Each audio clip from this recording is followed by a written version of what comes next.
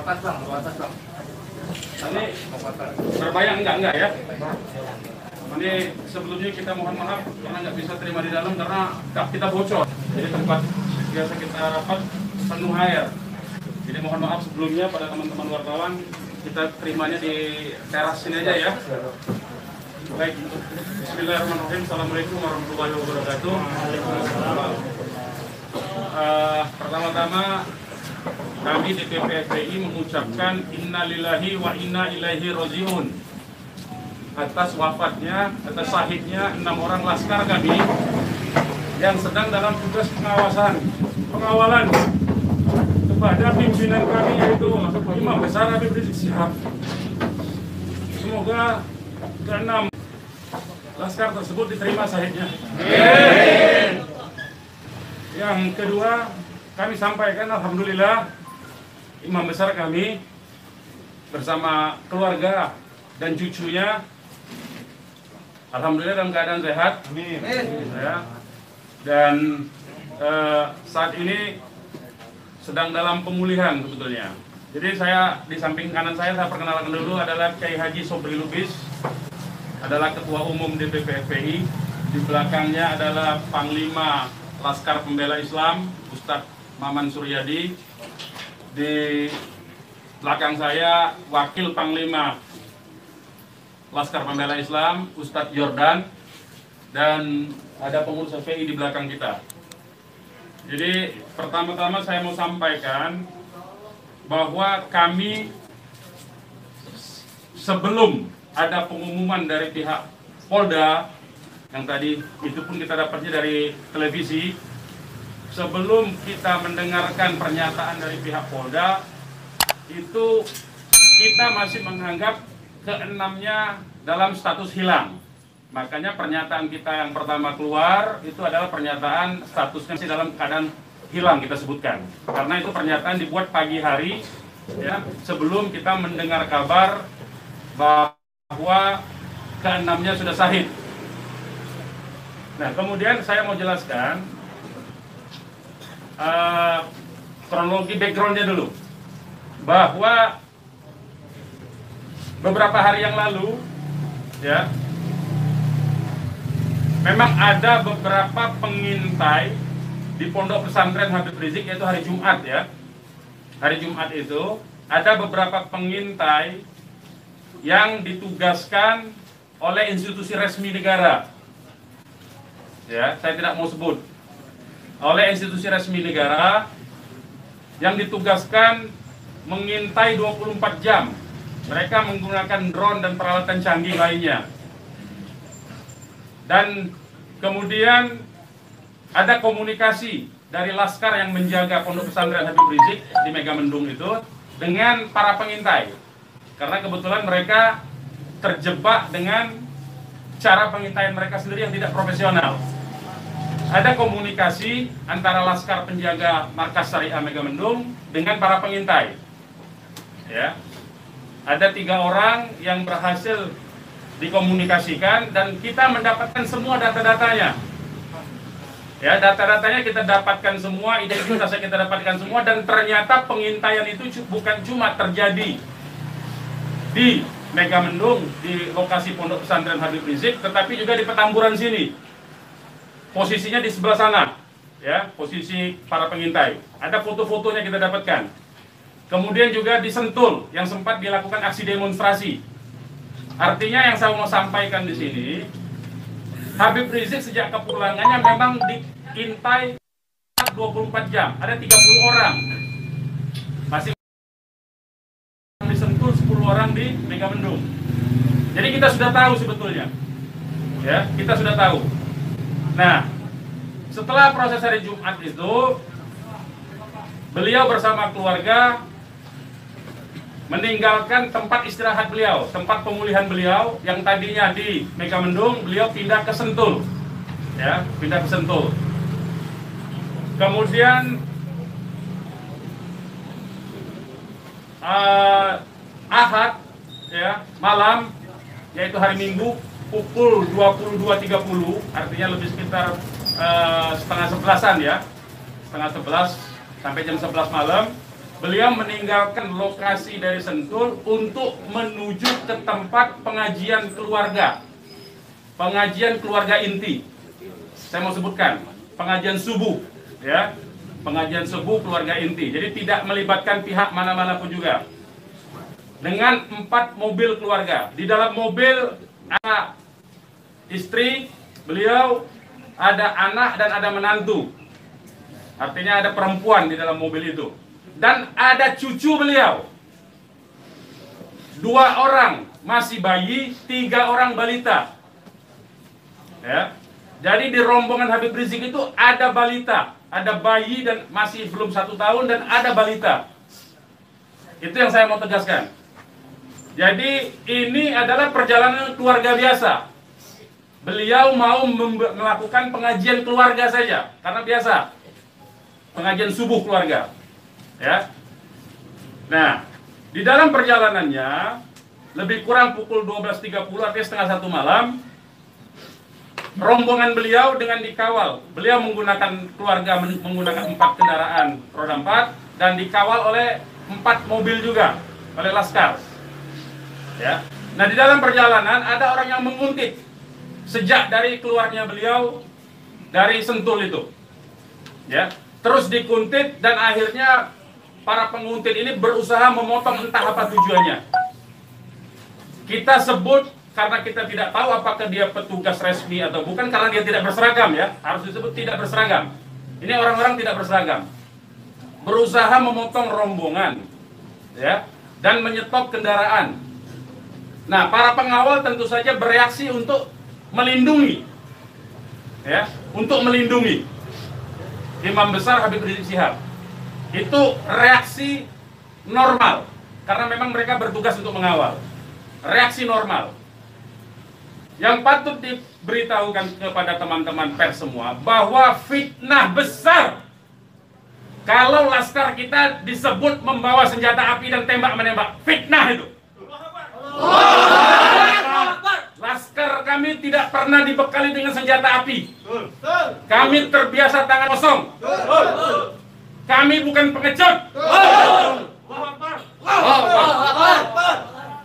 Jadi fitnah. Dan ini fitnah luar biasa, pemutarbalikan fakta dengan menyebutkan bahwa laskar yang lebih dahulu menyerang dan melakukan penembakan. Kalau betul itu coba dicek senjata apinya, nomor register senjata apinya, pelurunya itu semua tercatat. Cek saja, silakan dicek. Pasti bukan punya kami, karena kami tidak punya akses terhadap senjata api dan tidak mungkin membeli dari pasar gelap. Ya, jadi bohong sama sekali. Apalagi di FPI, di kartu anggota FPI dan kartu anggota LPI disebutkan bahwa setiap anggota FPI dilarang membawa senjata tajam, senjata api, bahkan dan bahan peledak. Itu dilarang di kartu anggota kita punya. Ya. Nah, jadi upaya-upaya memfitnah, memutarbalikkan fakta hentikanlah. Ya. Hentikanlah. Nah, kemudian kejadiannya, ya, kenapa kami menyatakan laskar kami dalam keadaan hilang? Karena memang kami belum tahu keberadaannya di mana. Itu membuktikan bahwa mereka dibunuh dan dibantai, saudara-saudara. Ya. Kalau sejak awal tembak-menembak itu berarti dia tewasnya di tempat dong. Tewas di tempat pasti banyak. Semalam saya sendiri sampai jam 3 sudah ngecek dengan teman-teman yang di lapangan, tidak ada jenazah di situ, tidak ada keramaian di situ. Yang ada justru petugas aparat setempat yang ada di lokasi yang diperkirakan di sekitar pintu tol Karawang Timur. Ya, di tengah malam itu saya suruh cek. Begitu saya mendengar ada berita terjadi ada laskar kita yang ditembak, kita suruh cek ke pintu tol Karawang Timur. Ternyata tidak ada mobil laskar di situ. Mobil laskar tidak ada, jenazah tidak ada. Kalau itu memang tembak-menembak dan tewas di tempat, itu pasti ada jenazah di situ. Pasti membutuhkan proses lama untuk evakuasi di situ. Tetapi ini tidak ada. Dan bahkan saudara-saudara perlu ketahui, teman-teman media, sempat salah satu laskar mengirimkan voice note rintihan dari salah satu laskar kita yang ditembak. Itu artinya apa? Itu artinya laskar kami dibawa ke satu tempat dan dibantai di tempat itu. Dibantai di tempat lain. Itu artinya. Dan kemudian waktu kemudian setelah voice note terkirimkan, tidak ada lagi HP dari Laskar 6 orang itu yang aktif kita hubungi. Kita sudah cari sampai pagi tadi, sampai siang tadi, sebelum pengumuman dari pihak Polda, kita sudah cari kemana-mana, ke rumah sakit kita cari, ke kantor polisi kita cari, karena kita anggapnya itu orang hilang. Dan ternyata kemudian ada pengumuman bahwa seperti yang dinyatakan fitnah, yang menyatakan tembak menembak itu, ya. Nah, jadi sekali lagi saya mau katakan tidak betul, ya, berdasarkan fakta-fakta dan kronologi yang saya sampaikan bahwa terjadi tembak menembak dan Laskar memiliki senjata api, itu tidak betul sama sekali. Itu fitnah besar terhadap kami, fitnah besar terhadap umat Islam. Kami anggap itu upaya memutarbalikkan fakta yang tidak pada tempatnya. Saudara-saudara harus diperhatikan, ini 6 orang, ya, 6 orang wafat dibantai, keluarganya ada 1 di dalam, ya, ibunya ada 1 di dalam, ada 1 orang tuanya laki-laki sedang sholat di masjid, ya. Ini anak-anak kita tahu persis, anak-anak ini hanya bentuk kecintaannya mengawal pimpinan kami, imam besar, hanya bentuk pengabdian, tidak memiliki agenda apapun, tidak memiliki senjata api, tidak memiliki bahan peledak, dan segala macam bentuk senjata lainnya. Dari kami, saya kira itu. Ketua Umum silakan kalau ada yang mau menyampaikan. Silakan. Bang, ya, untuk pengecekan CCTV di lokasi sudah dipinta? Belum kita lakukan, karena kita ini masih sibuk sampai dengan siang tadi sebelum ada pengumuman dari pihak Polda, kita masih sibuk memastikan keberadaan 6 orang tersebut. Ya. Jadi kita belum mengecek kemanapun, kita masih menelusuri kemana-mana tempat dari kemungkinan-kemungkinan itu dibawa, yaitu apakah rumah sakit, karena kita mendengar ada voice note yang tertembak, kan, rintihan dari salah satu korban yang ditembak, masih sempat didengarkan oleh Laskar yang tetap mengawal, ya. Dan kita belum mengetahui itu, sampai hari ini, bahkan sampai detik ini, kita belum mendapatkan akses terhadap jenazah. Itu yang patut dicatat. Kita tahu bahwa mereka 6 orang Laskar ini yang syahid ini adalah wafat, baru tahu dari pengumuman, ya, dari pihak kepolisian. Jadi itu yang perlu saya sampaikan. Tapi posisi 6 ini gimana sekarang Bang, udah diketahui? Sampai hari ini saya belum tahu. Kita belum mendapatkan informasi. Ini menunjukkan bahwa bukti konkret bahwa jenazah ini dalam kontrol dan kendali penuh, artinya, kan? Kalau memang itu tembak menembak biasa, tentu itu ada di masyarakat lain. Tentu masyarakat sudah sibuk, sudah ramai di situ. Ini sampai sekarang ini kami tidak mendapatkan akses di mana keberadaan jenazahnya, ya, kondisi lukanya di mana tembak menembak, berapa lubang pelurunya, kami tidak tahu. Hanya satu-satunya sumber informasi baru bahwa dinyatakan bahwa tewas. Ya. Bang, untuk yang 4 orang Bang, penjelasan yang Bapak bilang tadi yang terkait di tol Japek itu berarti Bapak melihat sendiri bahwa tidak sempat terlihat adanya mayat dalam. Saya tidak melihat sendiri, tapi kita tugaskan ada Laskar kita untuk ngecek mulai dari pukul 1:30 ya sampai pukul 3 sampai menjelang subuh kita cek. Gitu. Tidak ada di situ peristiwa tembak. Terima kasih, siapkan masuk.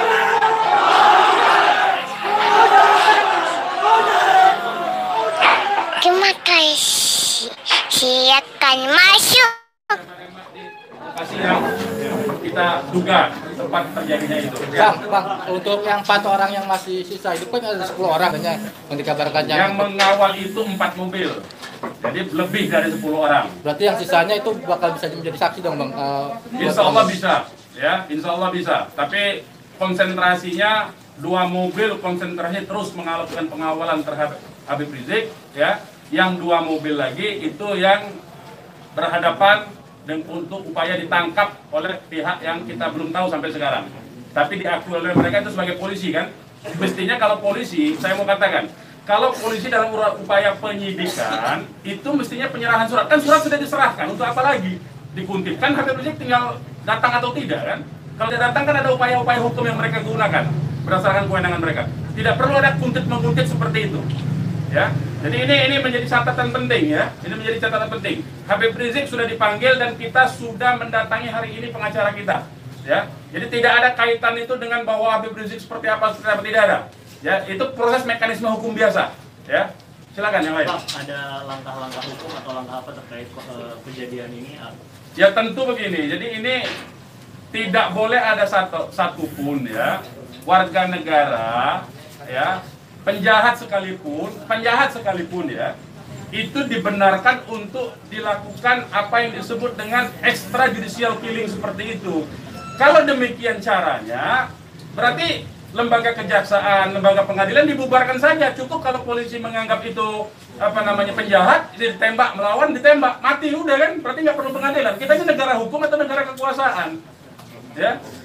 Jadi itu perlu jadi catatan juga. Jadi upaya hukum apa? Upaya hukumnya adalah dalam hal ini disebut secara hak asasi manusia, instrumen hak asasi manusia. Ini disebut dengan extrajudicial killing.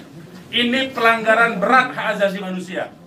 Mereka yang melakukan proses pembunuhan extrajudicial killing ini, pembunuhan di luar proses hukum ini mestinya diadili oleh pengadilan HAM. Ya, mestinya instrumen yang bergerak adalah Komnas HAM ini. Ya, Komnas HAM. Ya, kita minta Komnas HAM secara terbuka untuk melakukan penyelidikan karena ini jelas-jelas by intention ini, ya. Dan yang dilakukan terhadap Habib Rizik ini terencana, ya. Ya, silakan. Penegasan aja, jadi informasi mengenai meninggalnya anggota Laskar ini itu berdasarkan hasil rilis yang disampaikan dari pihak Polda, dari pihak Polda. Makanya kita menjadi heran. Ya, artinya itu firm mereka dibunuh tuh, ya. Yang 6 orang itu sendiri identitasnya bisa disebutkan? Yang 6 orang identitas, baik saya bacakan.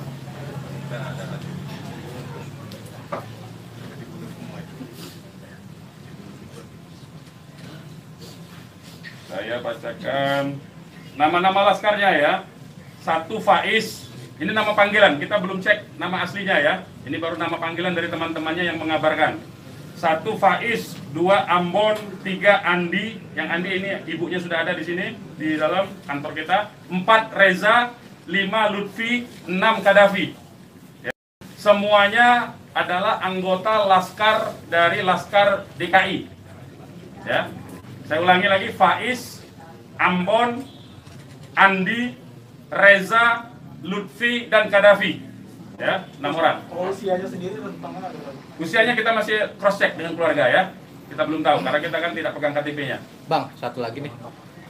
Peristiwa baku tembak ini kan terjadi. Tidak ada peristiwa baku tembak, Mas. Nah, peristiwa penembakan yang ada. Penembakan ini kan dikabarkan sama Pak Kapolda karena ada isu pengerahan massa ke Jakarta mengawal Habib Rizik pemeriksaan.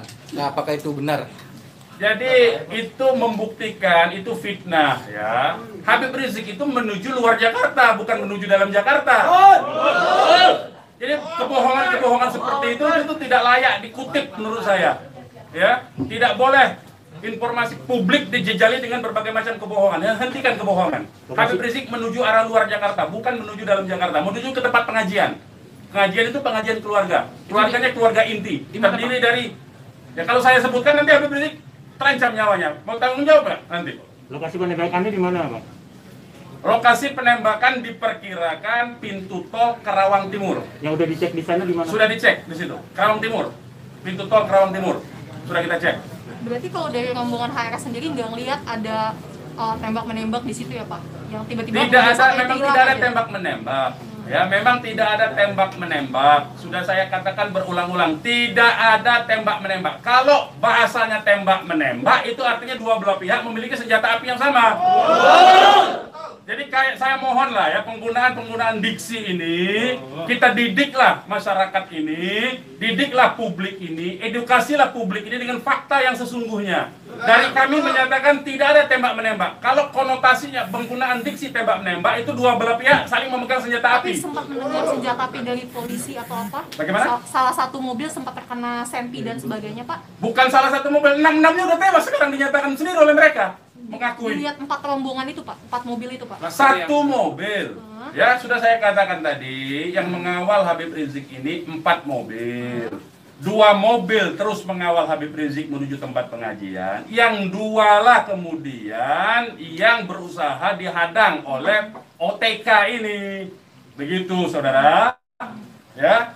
Kemudian terjadilah upaya-upaya penangkapan itu dan ada sekali penembakan di tahap awal itu dan mengenai satu laskar. Satu laskar inilah kemudian yang voice note-nya sampai ke tim yang lain, ke mobil yang satunya. Mobil yang satunya segera katakanlah menyelamatkan diri begitu. Karena ini ada tembakan. Itu bukti ya. Saya mau katakan ini ada 2 mobil. Satu mobil dihadang, satu mobilnya kalau betul ada tembak-menembak dan laskar FPI punya senjata, tentu dihajar pakai mobil satunya. Ini kan tidak terjadi. Buktinya yang satunya mobil kita, laskar kita menyelamatkan diri begitu loh. Ya, itu faktanya. Jadi tidak ada penggunaan diksi tembak-menembak. Penembakan yang ada itu. Penembakan oleh siapa? Sementara ini mereka mengakui bahwa itu dari pihak mereka. Dengan tadi pernyataan kan, jelas kan? Mereka sendiri yang mengakui. Tadinya kita anggap itu OTK, tapi sekarang sudah diakui. Ya. Nah, karena ini aparat negara yang melakukan, maka ini disebut pelanggaran hak asasi manusia yang berat. Begitu. Pelanggaran hak asasi manusia berat itu sendiri, apakah FPI akan melapor ke Komnas HAM? Oh iya, kita akan berupaya tentu saja. Ya, kita akan menggunakan seluruh mekanisme hukum untuk melaporkan peristiwa ini. Ini tidak boleh didiamkan. Sebab bisa saja nanti Anda semua akan ditembak nanti kalau kritis. Ya, karena Anda wartawan tentu saja menyuarakan yang kritis. Kalau Anda tidak disenangi kritik Anda, nanti Anda akan menjadi sasaran. Semua warga negara Indonesia akan diperlakukan sewenang-wenang seperti ini. Ini tidak boleh dibiarkan. Ya, kami masih bersabar dengan menggunakan upaya mekanisme hukum. Ya, yaitu akan berupaya melaporkan ini ke Komnas HAM. Karena ini kita sebut pelanggaran HAM berat. Ya. Ada upaya dari FPI untuk mengkonfirmasi soal identitas 6 orang itu nggak, Pak? Enggak, nanti kita keluarganya tentu ini sekarang aja sudah ada 3 keluarga ya. Insya Allah dari keluarga nama-namanya identitasnya akan kita dapatkan dalam waktu segera dan akan kita keluarkan identitas keluarga masing-masing termasuk umur, alamatnya ya. Sudah ada yang dihubungi pihak Polda terkait 6 jenazah itu? Belum ada. Ini kita tidak punya akses informasi ya. Pak, untuk jenazah sendiri ada di mana Pak? Karena kan di Polri sendiri tadi belum ada jenazah ke nomor. Nah itu tanya ke mereka yang nembak, mereka yang mengendalikan jenazah, kenapa tanya kita? Tanyanya mereka itu. Itu bukti mereka menguasai itu jenazah, ya. Dan dalam kewajiban seorang Muslim itu jenazah harus segera diserahkan kepada keluarga, ya. Jangan dilama-lamakan. Dan keluarga menolak otopsi, tidak dibenarkan otopsi tanpa izin dari keluarga. Terkait dengan kejadian ini sendiri, responnya Habib Rizik itu apa? Ya, beliau tentu saja mengucapkan innalillahi wa inna ilaihi rajiun. Ya, beliau sangat berduka, sangat bersedih karena ini adalah laskar yang semata-mata mengabdi kepada beliau untuk mengawal beliau, ya. Beliau sangat sedih tentu saja, ya. Beliau sangat sedih. Balik lagi ke orang yang mengintai itu, Pak, bagaimana FPI memastikan 30 orang itu benar adalah pengintai yang berasal dari lembaga negara, termasuk yang 3 orang di Mega Mendung? Ya, kita punya pengakuannya, kita punya data-data laporan mereka, ya, kepada atasan mereka, kita punya sampai sekarang ini. Nah, kita tidak tahu apakah ini adalah bentuk-bentuk upaya balas dendam dari terbongkarnya coverage mereka. Ya, kita tidak tahu, ya, kita tidak tahu. Pak, laskar itu tadi disebut polisi adalah laskar khusus yang berusaha menghalangi penyidikan Habib Rizik. Itu penyidikan apa? Penyidikan itu di kantor polisi, Mas. Jadi jangan polisi jangan sembarangan lah, ya saya kira. Penyidikan itu di kantor polisi dan Habib Rizik itu akan dipanggil. Yang dihalangi itu apa? Tidak ada upaya menghalangi. Habib Rizik itu mau menuju pengajian. Apa yang disidik? Apa yang disidik? Pertanyaannya. Penyidikan apa? Ya. Tidak ada upaya menghalangi itu, ya. Tidak ada upaya menghalangi. Itu fitnah, lagi-lagi itu fitnah. Ini upaya untuk melepaskan diri dari jerat hukum. Ini pelanggaran HAM, saya katakan. Ini pelanggaran HAM, sekali lagi. Ya. Tidak boleh lepas dari jerat hukum ini. Tidak boleh, karena kekuasaan lepas dari jerat hukum. Tidak boleh.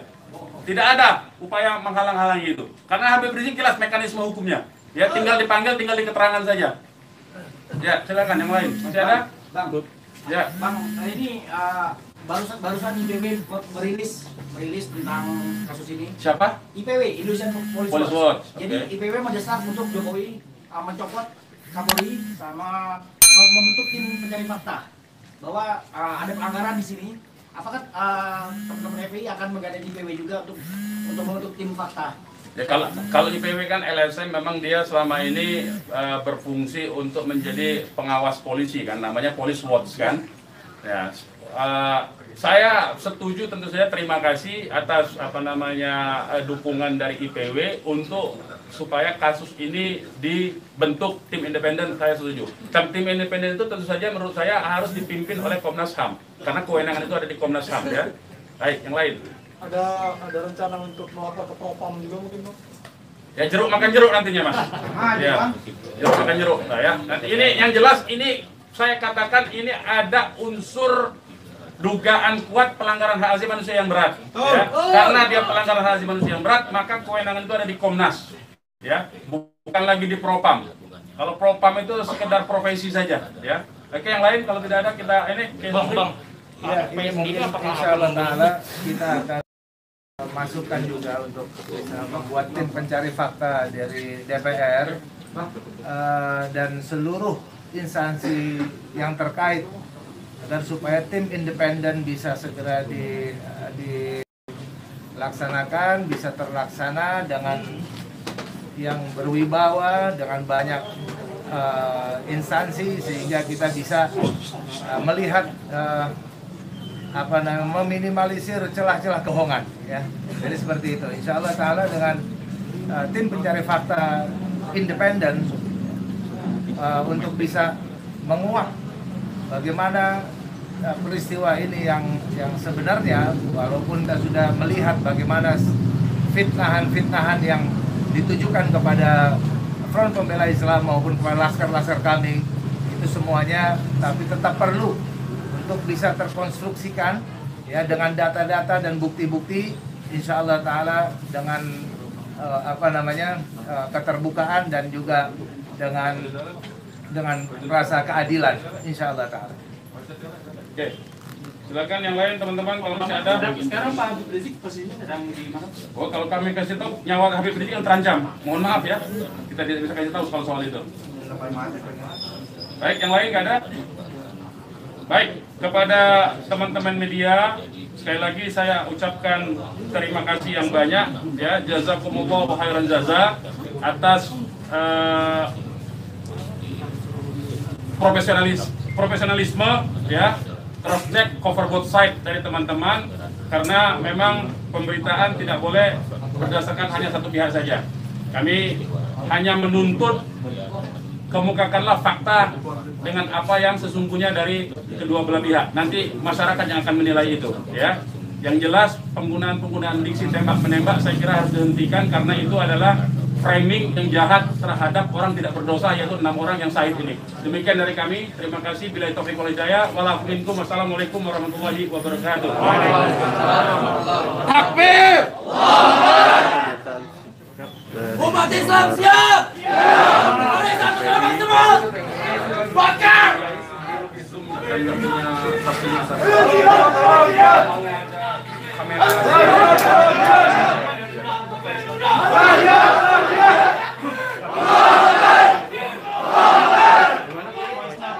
Terima Bapak.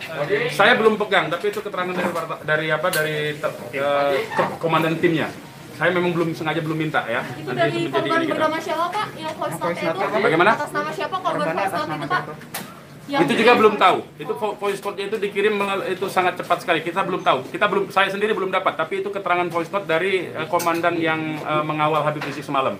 Ya, berarti isinya teriakan saat rintihan ya. Ada rintihan mengadu kesakitan seperti itu. Hanya sebentar, hanya beberapa detik.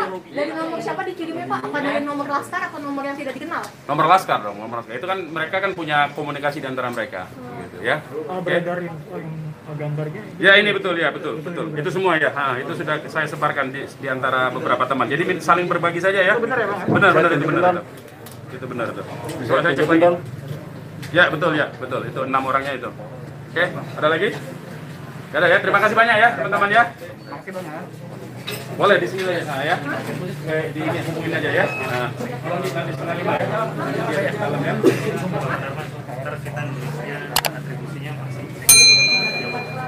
Saya sekum sekaligus kuasa hukum dari para korban, ya. Karena saya profesi saya hari-hari itu memang pengacara.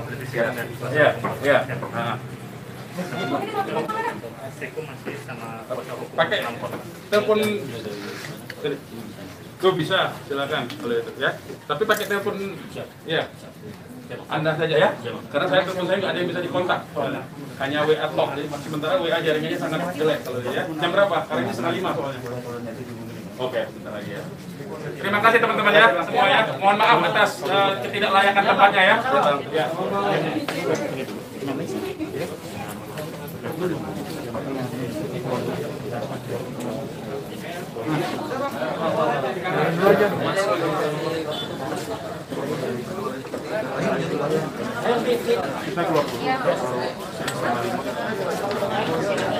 Beginilah suasana di markas PI di Kecamatan Jakarta.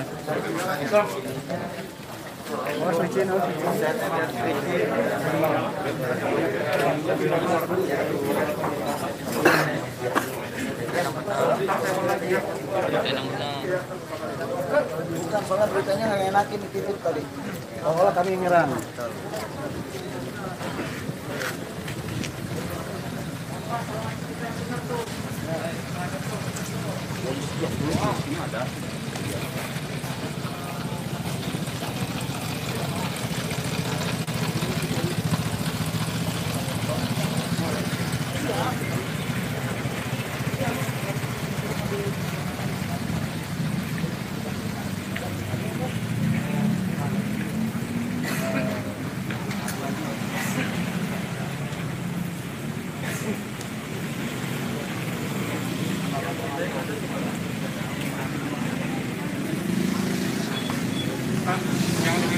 Siap.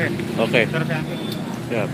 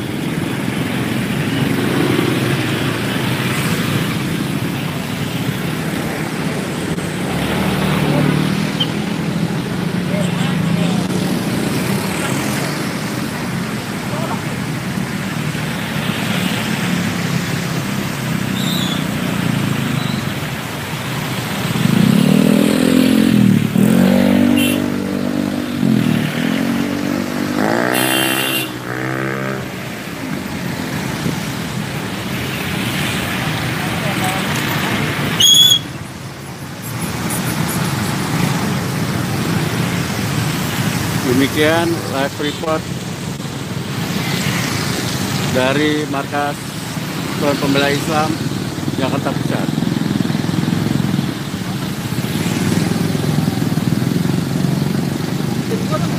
Masih ada tuh.